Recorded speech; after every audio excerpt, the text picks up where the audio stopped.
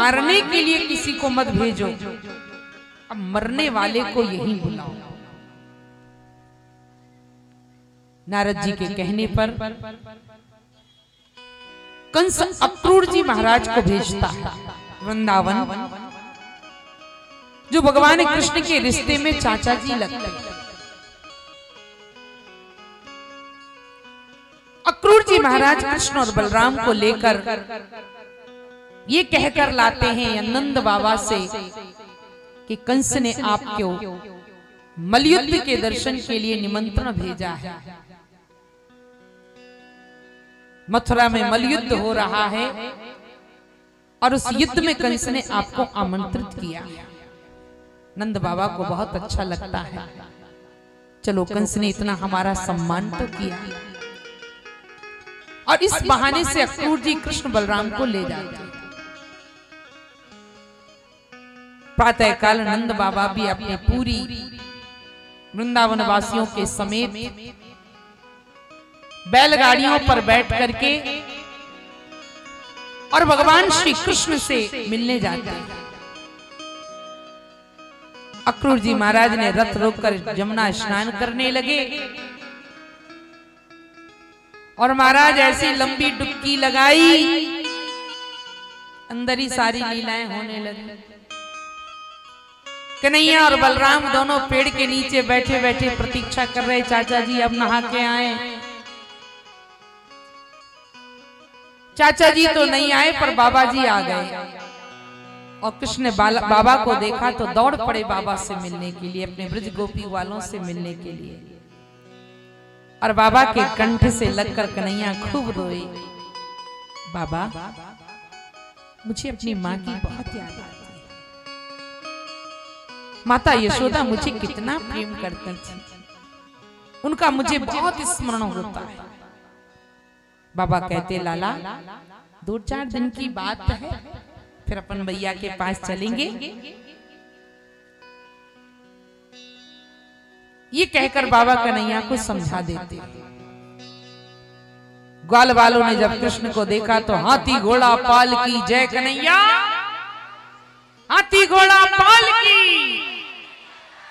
अरे लाला भैया आ जाओ आ जाओ आ जाओ। सबरे गले से लगने लगे, एक दूसरे से मिलने लगे, प्रसन्न हो गए लाला को देखकर।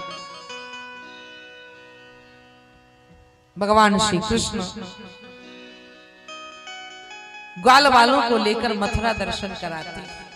देखो भैया मेरे मामा को घर दिखाऊं मैं। बच्चों को बड़ा शौक होता है मामा के घर जाने का। आजकल तो स्कूल से छुट्टियां ही नहीं मिलती हैं, नहीं तो पहले तो 2-2 महीने मामा ही के घर रहते थे, खूब आनंद लेते थे गर्मी की छुट्टियों में।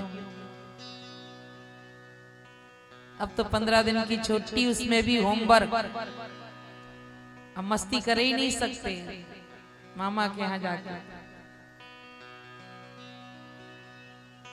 पहले तो जाते थे पेड़ के नीचे सो जाते थे, छत पे सो जाते थे। आजकल बच्चे बिना एसी के सोते ही नहीं।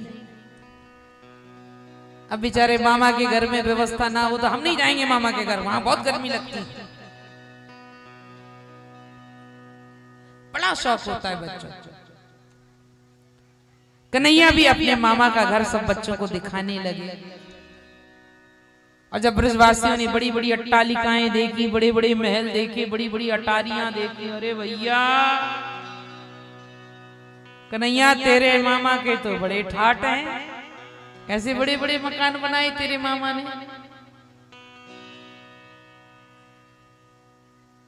और सब देखो कितने सुंदर सुंदर हैं।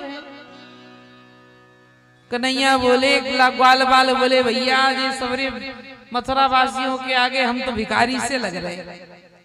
मैले कुचेले कपड़ा, कारी कंवरिया, इन्हें देखो कैसी चमचम साड़ी पहन के आई है सबरी, कैसे इनके कपड़ा चमचमा रहे, कितना बढ़िया बढ़िया श्रृंगार इनको देखो, बड़ी बड़ी चूड़ी पहनी, बड़े बड़े कान में कुंडल, क्या बात। मजाक थोड़ी है, भगवान के ब्याह में आए हैं। दुनिया के ब्याह में तो बहुत सच कर जाते हैं, पर वो बेकार है। सही सच कर आना यही साकार है। यहाँ वास्तव में आपकी रूप को देखने वाला जगतपति है, आपका पति नहीं है। और जिसकी दृष्टि, जिसके ऊपर जगतपति की दृष्टि चली जाए उसका उद्धार हो जाता है, वो भव से पार हो जाता है। इसलिए आप जगत को रिझाने नहीं आई हो। शादी ब्याह में तो सोचती पड़ोसन देखे मैं कैसी लग रही हूँ, मेरे रिश्तेदार नातेदार देखे मेरा नेकलेस कैसा है, मेरी चूड़ियां कैसी, मेरी घड़ी कैसी। पर यहाँ जो श्रृंगार है वो जगतपति के लिए नहीं, ये अपने पति के लिए नहीं, जगत को रिझाने के लिए नहीं, ये जगदीश को रिझाने के लिए है। तो आपका श्रृंगार सार्थक हो गया और यही भगवान की कृपा बनी रहे। आप ऐसे ही सजी धजी रहे, आप सबका सौभाग्य अखंड रहे। भैया सबरी देखो कैसी चमाचम चमक रही, और जिन्हें देखो ब्रजवासी क्या बढ़िया बढ़िया जैकेट पहने, कुर्ता पहने, चमाचम।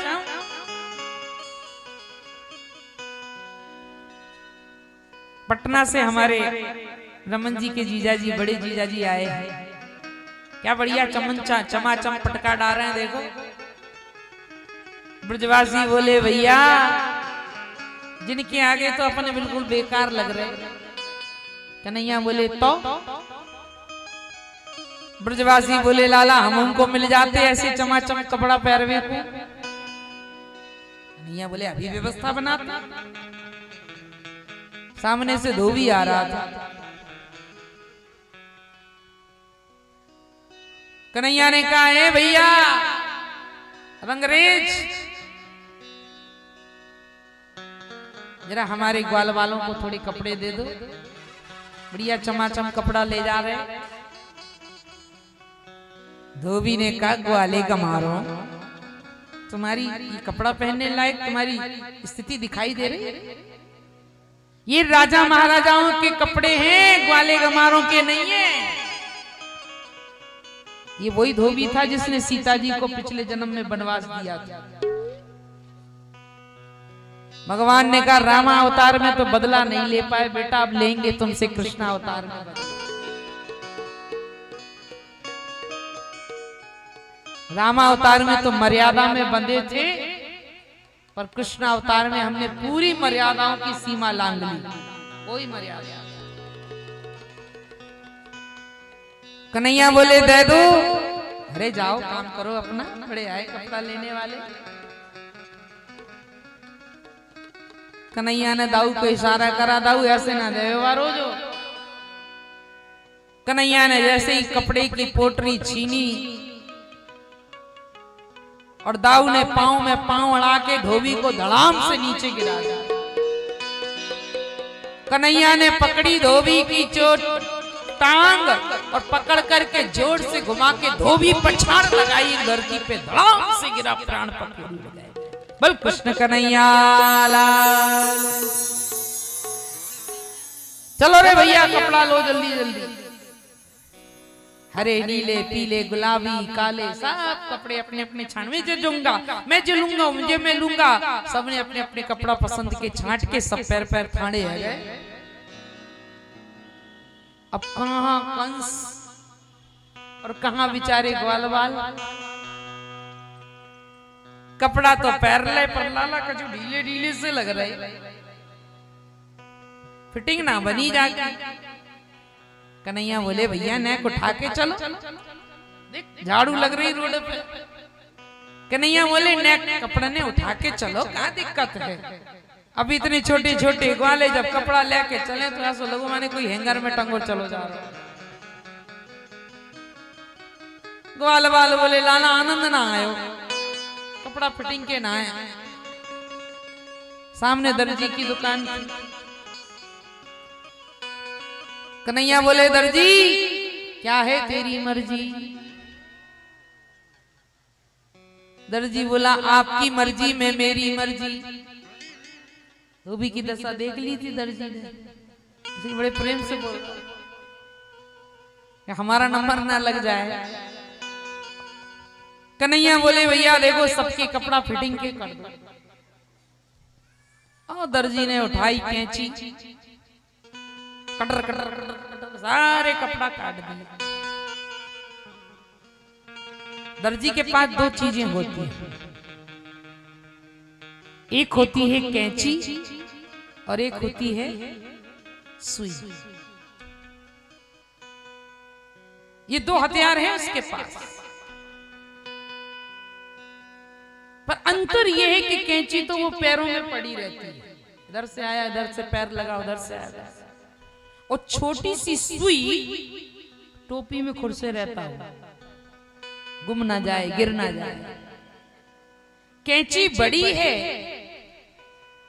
और थान के थान काट देती है, और सुई छोटी सी है पर थान के थान बड़े से बड़े कपड़ों को जोड़ करके। तात्पर्य क्या? एक समाज को संदेश है, हमारे लिए एक शिक्षा की बात है। क्या? जो समाज को काटने का काम करता है वो पूजनीय नहीं होता है। जो समाज को जोड़ने का काम करता है ऐसे व्यक्ति को माथे पर बिठाना चाहिए और उसका सम्मान करना चाहिए। तोड़ने वाला श्रेष्ठ नहीं है, जोड़ने वाला। समझ में आ गई मतलब है? हम भले बड़े हों और अगर कैंची की तरह हो तो हमारा कोई सम्मान नहीं होने वाला, और भले हम बिल्कुल छोटे हों परंतु हम समाज में सुई का काम करें तो हम छोटे होते हुए भी बहुत बड़े, माथे पर बिठाने योग्य हैं। दर्जी ने कर कर कर कर कर कर कपड़े काटे, sir sir sir sir sir कपड़े सिल दिए, सबकी फिटिंग के कपड़े पैर पैर के ग्वाल वाल फाड़े गए। लाला अब जम रहे कच्चू।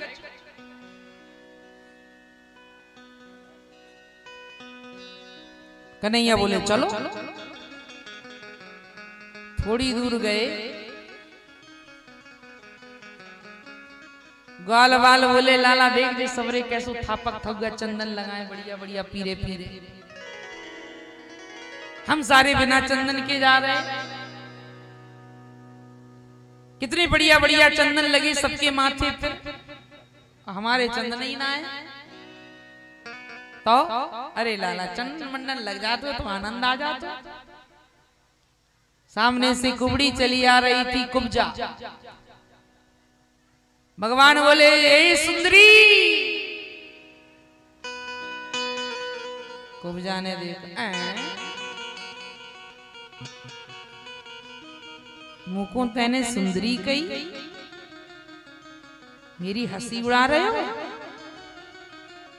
कन्हैया बोले जो तू सो मैं, तू काली मैं काला, तू टेढ़ी मैं टेढ़ा, तू भी टेढ़ी और मैं भी टेढ़ा।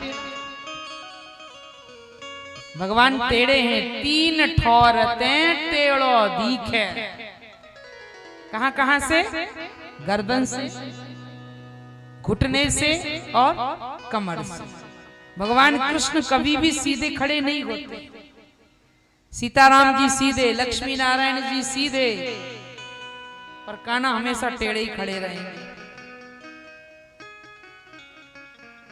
लोगों ने कहा कि लाला एक तो तुम्हारो नाम भी टेढ़ो, इतना कठिन नाम धर लियो कोई ले ना पाए। कृष्ण को कछु कहे, को कछु कहे, लोगन को कह भी नहीं बने तो उन्होंने कृष्णगढ़ को किशनगढ़ कर दिया। कोई किशन कहे, कोई कछु कहे, नाम भी टेढ़ो और तू खुद भी टेढ़ो। क्यों? सीधो ना खड़ो रहे तू? कन्हैया बोले भैया मैं टेढ़ो हूं। हम तो यही कह रहे हैं ना, सबरो तो तेरो टेढ़ो है, मुकुट तेरो टेढ़ो, लकुट तेरी टेढ़ी, मुकुट तेरो टेढ़ो, लकुट तेरी टेढ़ी, तेरी रे तेरी मुख की मुरलिया तेरी रे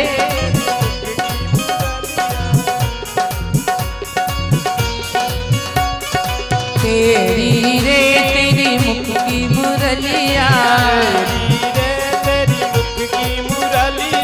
मुख की मुरलिया लाला मुख की मुरलिया लाला मुरली मुरलिया लाला तेरी नजरिया तू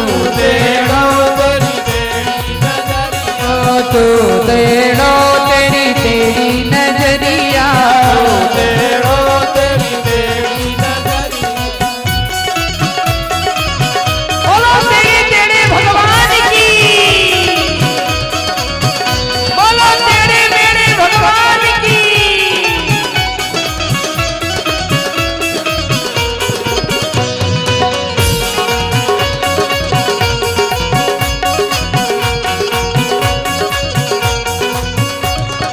गोकुल तेरो तेरो वृंदावन तेरो गोकुल तेरो तेरो वृंदावन तेरो गोकुल तेरो तेरो वृंदावन तेरो अरे तेरी रे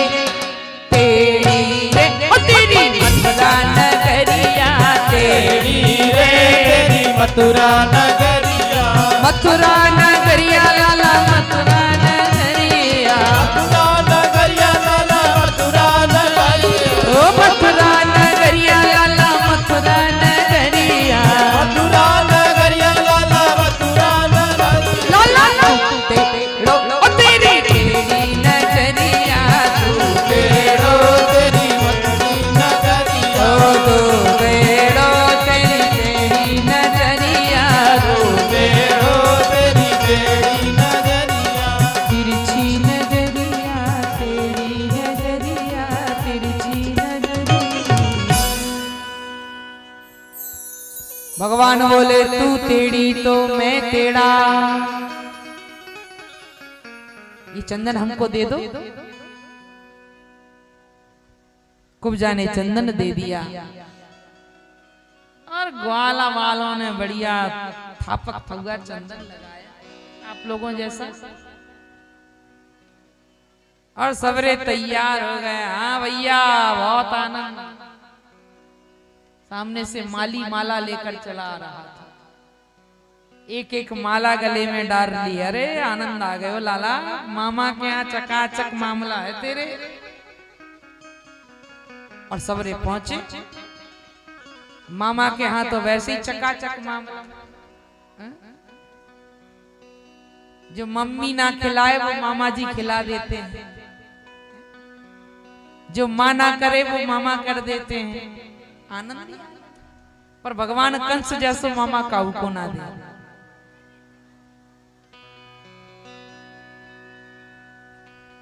कृष्ण बलराम दोनों सामने देखा तो हाथी खड़ा था।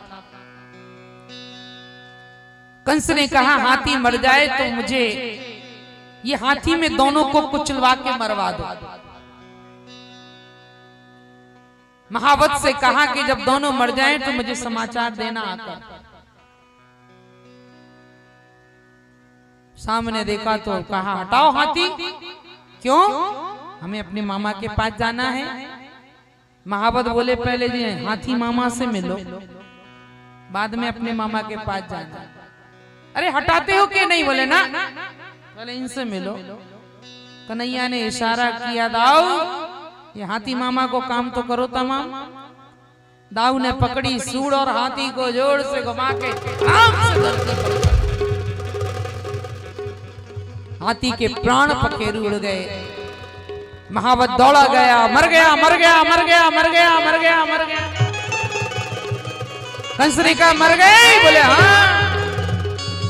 और वो गिन्नियों की झोली फेंकने बोले महाराज वे नहीं मरे, हाथी मर गो। अरे राम राम, हाथी मार दिया। और आगे बढ़े तो धनुष रखा था। कंस से कहा था जिस दिन ये धन की टंकार तुम्हारे कान में पड़ जाएगी टूटने की, समझ लो उसी दिन तुम्हारी मृत्यु नजदीक आ गई।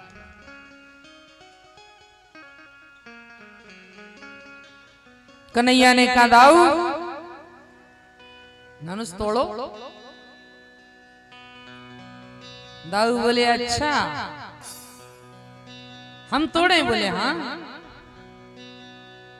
दाऊ बोले रामावतार में नहीं कही आपने जनकपुरी में के लक्ष्मण धनुष तोड़ो? जिस धनुष से विवाह जुड़ा था वो धनुष तो खुद ने तोड़ा, और जिस धनुष से विवाद जुड़ा है वो हम तोड़े? महाराज हमें धनुष तोड़ने का अभ्यास नहीं है, आपने बहुत धनुष तोड़े, आप ही तोड़ो। और जैसे ही राम जी ने धनुष की टंकार प्रत्यंचा को खींच करके और जैसे ही धनुष को तोड़ा, तैसे इतनी जोर की आवाज हुई, पूरे मथुरा में आवाज पहुंचते पहुंचते कंस के कान में गई। कंस चौंक गया, कुबलय हाथी भी मारा गया, धनुष भी टूट गया। अब तो कंस की हालत बहुत बुरी होने लगी। अब तो कंस को चारों तरफ कृष्ण ही कृष्ण दिखाई दे रहा है, जहां देखता है वहां कृष्ण ही कृष्ण दिखता है। रात भर उसे नींद नहीं आती है, भोजन करने बैठता है तो थाली में पूरी रखी हो तो उसे परमात्मा दिखाई देता है, अगर कचौड़ी रखी हो थाली में तो उसे कृष्ण दिखाई देता है, साग में उसे शालिग्राम दिखाई देते हैं, रायते में उसे राम दिखाई देते हैं, दाल में उसे दामोदर दिखाई देते हैं, हलवा में उसे हरि दिखाई देते हैं, पापड़ में उसे परमेश्वर दिखाई देते हैं, चटनी में उसे चतुर्भुज दिखाई देते हैं, और भात में उसे भगवान दिखाई देते हैं। भोजन में भी उसे हर जगह भगवान भगवान नजर आने लगी। और काली वस्तु से तो इतनी नफरत हो गई उसे कि अगर दाल में जीरा काला दिख जाए तो दाल फेंक देगा, हटाओ इसे, ये काला। वो दिन नजदीक आ गया, युद्ध का समय नजदीक आ गया। भगवान ने एक एक करके सबको मारा। मल क्रीड़ा कर रहे हैं, कुश्ती प्रारंभ हो गई। और वो जब भगवान को देखते, न बालो न किशोरस्त्वं बलश्च बलिना वरा। भगवान ना किसी को बालक दिखे ना युवा दिखे, ऐसा बल के बल हम दिख रहे हैं, ना किशोर हैं, आप तो बलवानों के भी बलवान हैं। बलराम जी ने और कृष्ण ने दोनों ने मिलकर जितने कंस के योद्धा थे, मुष्टिक, चांडूर, सबका, शाल इत्यादि जो थे, सबका वध कर। अब कोई योद्धा नहीं दिखा युद्ध भूमि पर। कंस ने कहा ये तो एक एक करके सब साफ करता जा रहा है। कंस ऊपर मचान पर बैठा था और कंस ने ऊपर से मचान से जो छलांग मारी तो कृष्ण और बलराम के सामने जाकर खड़ा हो। कंस ने कहा बहुत देर हो गई तुझे देखते देखते, अब देखता। कंस जब भगवान की तरफ मारने को दौड़ा तो देवकी के बाल पकड़ करके खींच के पटकने वाले कंस के बालों को भगवान ने पकड़ा और कंस के बाल पकड़ करके जोर से घुमाया, धरती पर पटका और छाती पर बैठकर जो मुक्का मारा तो कंस के प्राण पखेरु उड़ गए। बोलो बाल कृष्ण लाल की।